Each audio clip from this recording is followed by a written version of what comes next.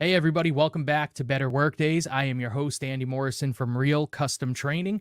This week, I want to talk about managing emotional energy. That I know that sounds a little like little granola, little crunchy, little kumbaya. Oh, your emotional energy. But listen, like a lot of the stuff I present here, this is something that has been tested out in the workshops that we run at Real Custom Training. And in fact, for this particular one, managing your emotional energy, I just ran this in a workshop with a group of people in our Level Up Leadership program. And we talked about managing your emotional energy as well as other types of energy, how it relates to time management, how you really need to be managing both your time and your energy at work. And then I gave them a little, I call it work. It's not homework because you don't do it at home, but you do it at work. So their work in between sessions was to try out one of these emotional energy replenishing rituals that we're going to look at today.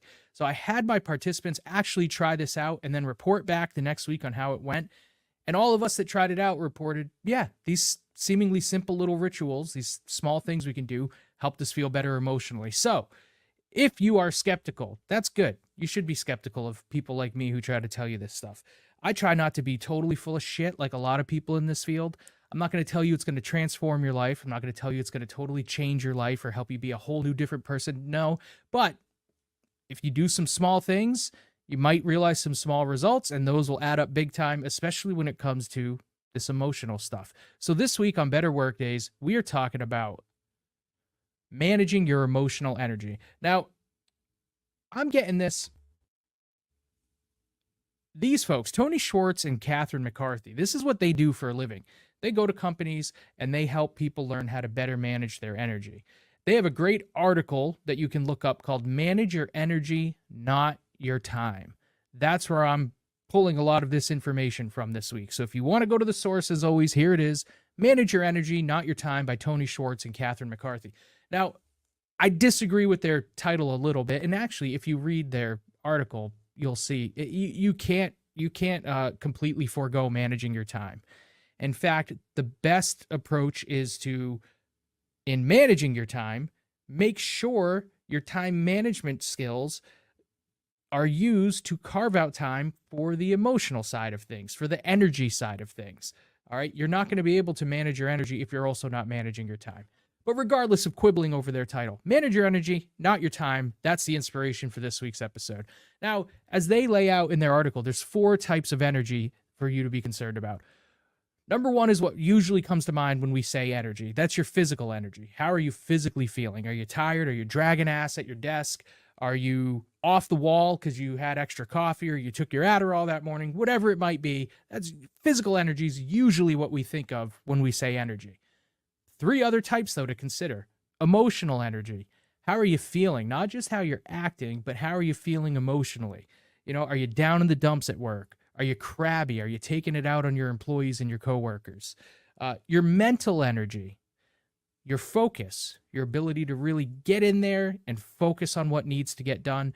And then spiritual energy, as always, I'm not the best person to talk about the spiritual stuff, but as far as I could tell, when they say things like spiritual energy, that's really the how good do you feel about the work you're doing? Do you feel like it's purposeful? Do you feel like it plays an important role in the world? Is it helping other people? So 4 types of energy. We're going to look at just emotional energy this week, but in the workshop that I mentioned in our Level Up Leadership program, that's our Managing Your Time and Energy workshop. We look at all 4 of these and how to start carving out time in your weekly schedule to make sure you're replenishing all 4 types of energy throughout your workday. But this episode, let's take a closer look at what they mean by emotional energy.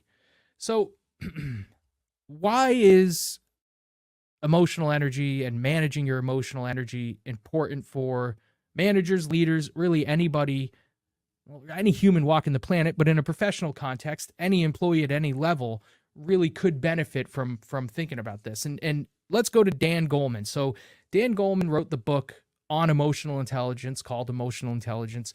He also just wrote a book. I've got it here somewhere. I wanted to hold it up to show you that I really do read these books, as if holding it up proves that. But he just wrote a book called Optimal, which is kind of a follow-up on his first book, Emotional Intelligence. Then he wrote the book Optimal, which really looked at everything from emotional intelligence, the first book. And in Optimal, they say now we've got 25 years of actually doing the scientific study, and there's a whole academic community and school of thought around emotional intelligence. And in his book Optimal, he lays out the science behind all that. But I don't know why I just went off on that. You don't need to know that. Dan Goleman is somebody worth listening to if you are interested in emotional intelligence. And if you're in business, you really should be interested in it. Goleman says first and foremost, if you're going to lead other people, you have to lead yourself first. That's why we have in our Level Up Leadership program, level 1 is core self-management skills. Because if you don't have that self-management aspect down, you may be able to succeed as an effective supervisor and manager who gets results in the short term. But in terms of long-term sustained success of getting employees to not just comply with what needs to be done, but be committed to what needs to get done, to go above and beyond, to really give it their all, really enjoy working for you and your company, you won't succeed in that sense as a manager or supervisor or leader if you haven't first mastered the self-management skills that we cover in our program. And Goleman agrees. Goleman says you got to start with leading yourself. And to him, that means managing things well, right? Managing your affairs. So that's why, like I said, you can't just forego time management. You still got to worry about good old-fashioned time management. But then he adds, you also need to marshal positive feelings. And that is the key phrasing from this quote for this week's episode. Marshal positive feelings.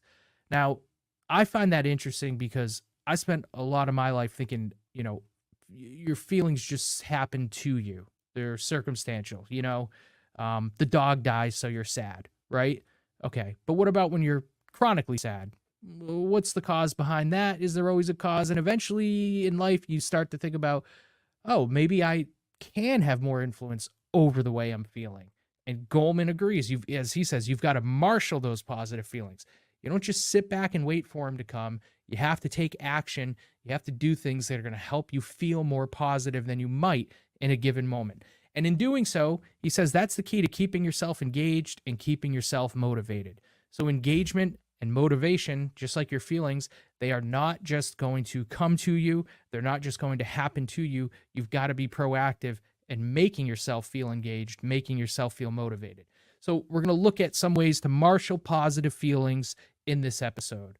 Now, what we do in our workshop is we give everybody an energy audit, which again, I'm borrowing from those folks I mentioned earlier who wrote that great article, the emotional energy audit. And we do this, there's 4 simple questions. So what I'm going to do is I'm going to pretend you're in my workshop right now. I'm going to ask you these 4 questions, and they're yes or no questions. Your job is to answer to yourself, yes or no, to each of them. And then, I know this is a Herculean task. It's a heavy lift I've got for you. I want you to keep track of how many times you answer yes, all right? So I'm going to give you 4 questions. Keep track of how many times you answer yes. Question 1. Do you frequently find yourself feeling irritable, impatient, or anxious at work, especially when work is demanding, when the stuff's hitting the fan? Are you feeling irritable, impatient, and anxious at work? Question 2. Do you feel like you don't get enough time with your family and loved ones? And when you are with them, do you feel like you're not really with them in the sense that you're not present in the moment? You've got a lot of other stuff on your mind, even when you're with your family and loved ones. Question 3, do you feel like you have too little time to spend on activities that you truly enjoy? And question 4, do you stop frequently enough to express gratitude to the people around you? Yes or no? So answer those 4 questions to yourself. And depending on how many yeses you have, that can be an indication that maybe your emotional energy is a growth area for you. And it's something you can start chipping away at and working on bit by bit. So if you had 0 yeses, that means you're doing an excellent job managing your emotions. And if you got 0 yeses, then you need to reach out to me and come on the podcast and talk to us about how you are achieving that, okay? If you only had 1 yes, then you're doing very well with it, with your strong energy management skills. If you only had 1 yes, I would say pay attention to which of those questions you answered yes to. Because again, I mean, being excellent is great, but if you want to get even better at it, whichever question you answered yes to is going to give you an idea of where to focus your efforts. Now, 2 yeses, that's a significant deficit in your emotional energy. 3 yeses, that means your emotional energy management is definitely a growth area that you should prioritize. And 4 yeses means in terms of emotional energy, you're looking at a full-blown crisis. So you really want to work on this. Why? Because like everything we teach at Real Custom Training and everything we cover on Better Workdays, why do you want to work on any of this stuff? Number 1, you're going to feel better. Number 2, because you feel better, you're going to get better results, right? So there is always a tie to business outcomes with this stuff. Like I said, I know it can feel crunchy, granola, a little too kumbaya to say, oh, I'm going to manage my emotions, right? But if you're a hard ass like that and you just want to be focused on the bottom line, this stuff is going to improve your business outcomes, because if you feel better, you are more productive, you will do better at work and at home and in every facet of your life if you can work on this stuff, but you got to work on it. So there's your emotional energy audit. And we do that in the workshop for things we do across all 4 energy categories: physical, mental, emotional, and spiritual. So people get a really comprehensive audit.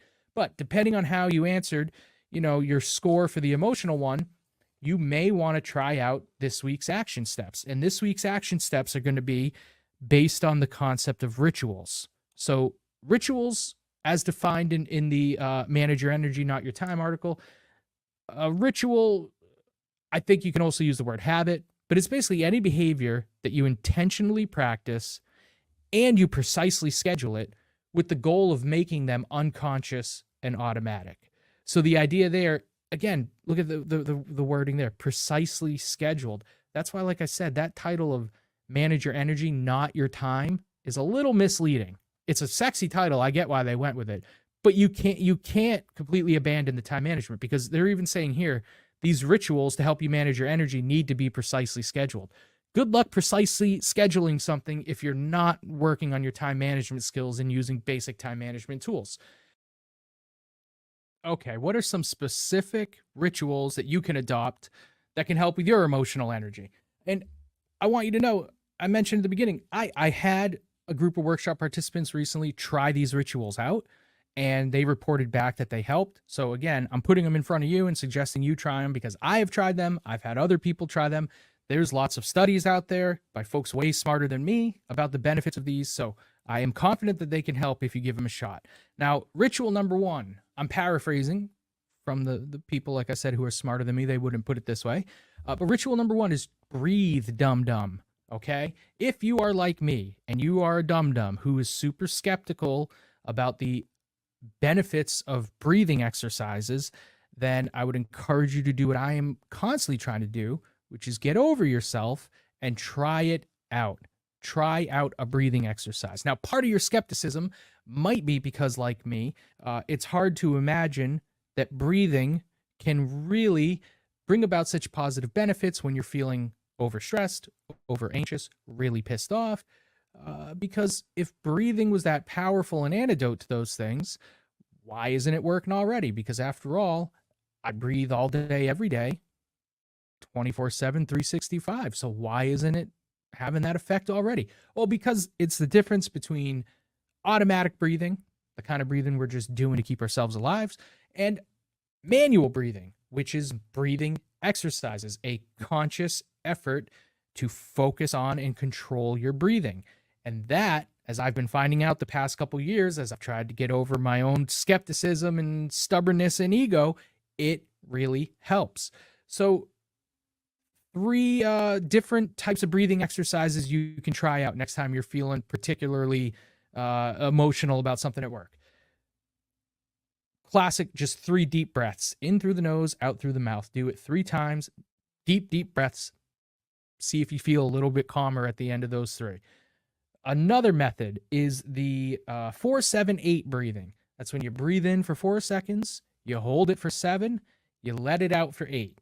And then the last one I recommend is box breathing, where you picture a box in front of you and a little ball in one corner. And as you breathe in, that ball goes up. You hold it while the ball moves over. You exhale while the ball moves down.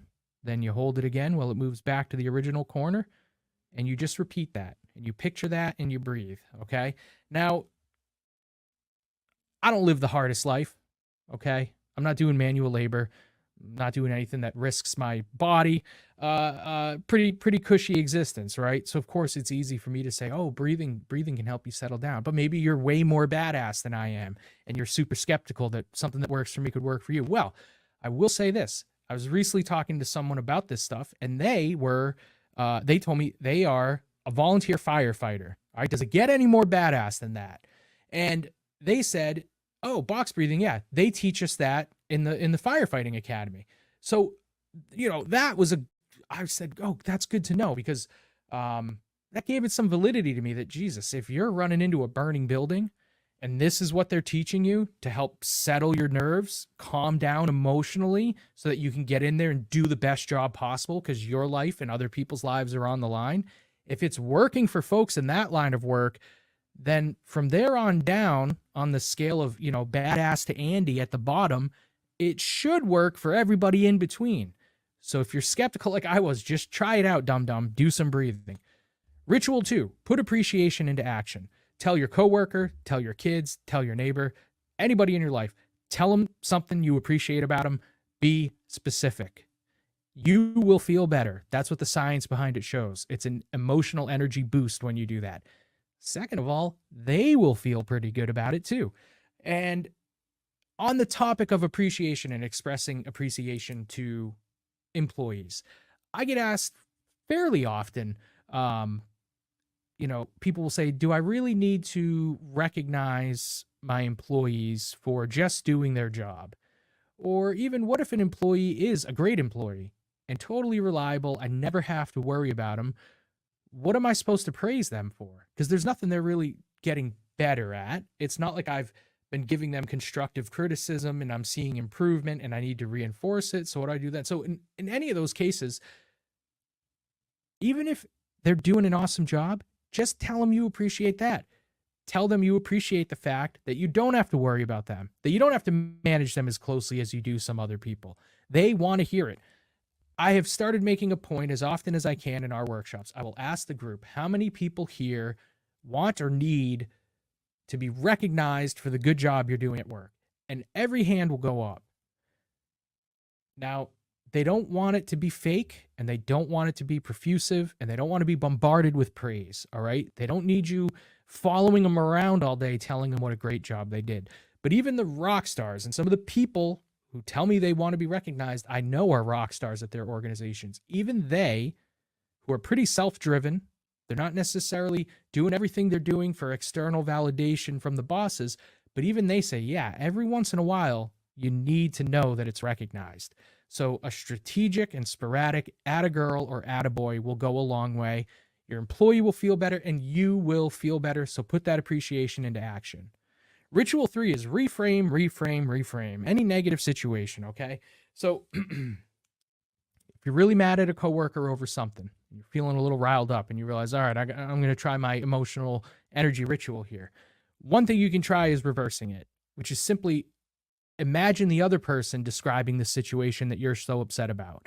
Imagine them describing it to a confidant. How would they describe it? Then you start to see, all right, I've got my story, they've got their story, and the truth is probably, a combination of the two, that third story. Okay, so reverse it. That's going to help you rethink it and reframe it. Bust out the long lens. By that, I mean, ask yourself, am I going to be mad about this in 6 hours? And am I going to be mad about this in 6 weeks? If the answer is no, then maybe you don't need to worry about it as much as you think you do in that moment. Because in the moment, you're really mad. And when we're really mad, we feel like we need to act. But if you realize, no, even if I don't act, I'm not going to be this mad in 6 hours, then why act, right? It's probably not that big a deal. But if you ask yourself, am I going to be mad about this in 6 weeks or 6 months? And the answer is yes, then that's a great indication you've got a real issue there. You still want to wait. You don't want to address it when you're that mad. But if you think you're still going to be upset, if the issue is still going to be an issue 6 months from now, 6 weeks from now, then that is a really good indication that it's an issue that needs to be addressed. We've got episodes to help you on that too. And then the last way you can reframe it is to apply the growth mindset. Simple rule of thumb to apply the growth mindset. You can always say, well, this situation sucks. I'm not happy about it. I'm actually quite upset about it. But regardless, what can I learn here? What can I get out of this? That reframing will help you go about it in a more productive way, and it'll help you feel a little bit better. And then ritual number 4, carve out time for stuff that a bad boss would hate. And by that, I mean this: carve out time during your day for stuff that you really enjoy. That if the boss saw you doing, a bad boss, a jerk boss, if they saw you doing it, they'd probably hate. That might be a good sign that it's a rejuvenating activity for you. So by that, I mean, if you look on my stream, you can see I've got my drumsticks back here. I'll take breaks throughout my workday to drum. I'm self-employed. I don't care. I'll put my head down on the desk at any moment and go to sleep. And I try not to sleep for hours, but I'll take a 30 or 40-minute nap. I purposely don't have a garbage can or a chair or anything on the floor next to my desk, because sometimes when I'm sleepy at work, I like to just slump out of the chair as if I've died, hit the floor, and just sleep. Boom, floor nap, right? Carve out time for the stuff the bad boss would hate. For me, it's drumming, sleeping on the floor. Sometimes it's popping home for a half hour to play Halo. Sometimes it's popping home to go play the drum set. Sometimes it's watching a little bit of TV at work. Little incremental breaks like that are good for your emotional energy and actually your physical energy too. Read a book. Stop and read a book. Or just the stuff that you actually like doing that makes you feel better. Carve out time for it at work, especially if it's something that a bad boss would hate you doing. That could be a good indication that it's going to replenish you emotionally and physically. So 4 rituals that you can try out, and your action steps for this week, just like I had my participants do. Select one of these emotional energy rituals, all right? Pick one of the 4. Try it out for a week. Just try it out. And especially pick the one you're most skeptical about. Pick the one you're most skeptical about. If it's breathing, pick it and just try it for a week. Now go back to our recent episode on 4-way wins and the idea of experimenting with developing abilities like this, and treat this like an experiment. If you're going to adopt a breathing ritual for the week, just think of it as an experiment. Run the experiment, and your second step is reflect on the effects of the experiment. Did it help you get better results? I'm thinking it will. And then 3, depending on the results you get and how you're feeling, if the experiment works, keep going or tweak it as necessary. Those are your action steps. And as always, we want to hear from you. Find Real Custom Training on Facebook and LinkedIn. You can find the Better Workdays podcast on TikTok. If you try any of these out, good or bad, as far as your results go, I want to hear if it works. I want to hear from you if it didn't work. Let us know. Connect with us on social media. But those are your action steps for this week. Now, before I get out of here, I had promised season 2 would have some guests, and I have not delivered on that promise yet, but we're going to. So I'm really excited to say I've got some great guests booked. One is James Newman. You'll get to know James in an upcoming episode. James is an expert in the field of human performance improvement. And I know James from some past work we've done together. But I had participants in a workshop recently, in a couple different workshops, that all from manufacturing companies. And this topic keeps coming up of getting employees to consistently comply with paperwork requirements. They're in highly regulated environments. There's a lot of paperwork. And I have learned from them that it is a common challenge of getting employees to consistently follow through and do what they need to do on their paperwork. So James Newman, human performance improvement expert, is going to come in and talk to me about that and give us some actionable advice for all of our clients that are having that challenge. We're also going to have James Zahansky from WHC Strategic Wealth Advisors. Jim Zahansky is going to come in because Jim is a great example of all the stuff we talk about on Better Workdays. This is a person who's living this stuff, right? It's easy for me to say, hey, try this out. You'll get good results. Jim's going to come in and he's going to give us the perspective of a business owner and a leader who is trying this stuff out.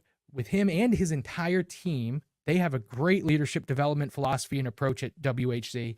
He's going to come in and give us the perspective of someone who actually is putting this stuff into action and who has a really successful business and really successful, talented, and committed employees as a result. So we're going to get Jim Zahansky on that. We're going to do a small roundtable. Me, Eric Gould, who owns Savage Systems here in Putnam, Bob Fournier, who owns Gilman and Vlad Funeral Homes, and Gary Osbury, who owns WINY Radio with his wife Karen.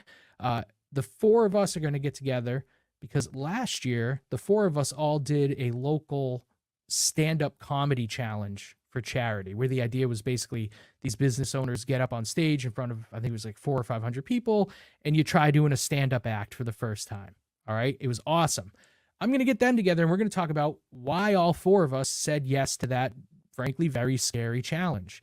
And we'll draw some lessons from it on public speaking, getting over certain fears that you have, and basically embracing the power of making an ass out of yourself sometimes. It's actually, I think, totally necessary in the leadership development process to be willing to look like an ass and to be very embarrassed and to embrace cheesy things and take a shot at stuff that makes you really nervous, makes you apprehensive. And then lastly, I've got a great guest booked. Leah Morrison, my now 5-year-old daughter. All right, we had Haley, my older daughter. She'll be back too, but I booked Leah this morning after lots of negotiations. And basically, if you want to know what Leah's going to come talk about, all right, you can see this in all my StreamYards. That's Bowser, right? And Leah colored him in, and that was when was that? Well, it's definitely after the Mario Brother movie came out, so the past like 2 years or so. All right. So what we're going to do is take this picture that Leah colored. We're going to put it next to a picture she just colored the other day. And Leah is going to talk to us about that coloring. And then I'm going to weave in, unbeknownst to Leah, we're going to make it an exercise on growth mindset and how to help instill a growth mindset in a kid or an employee just through conversations and just through the way that we talk about the work that they've done. So those are guests coming up on Better Workdays. I'm really excited. Very, very excited. Very excited. I could keep going, but I'm not going to because I've got more stuff to do. I got to go, I think I'm going to lay down on the floor and take a nap because I'm my own boss. And my boss supports emotional energy management. See you next time on Better Workdays.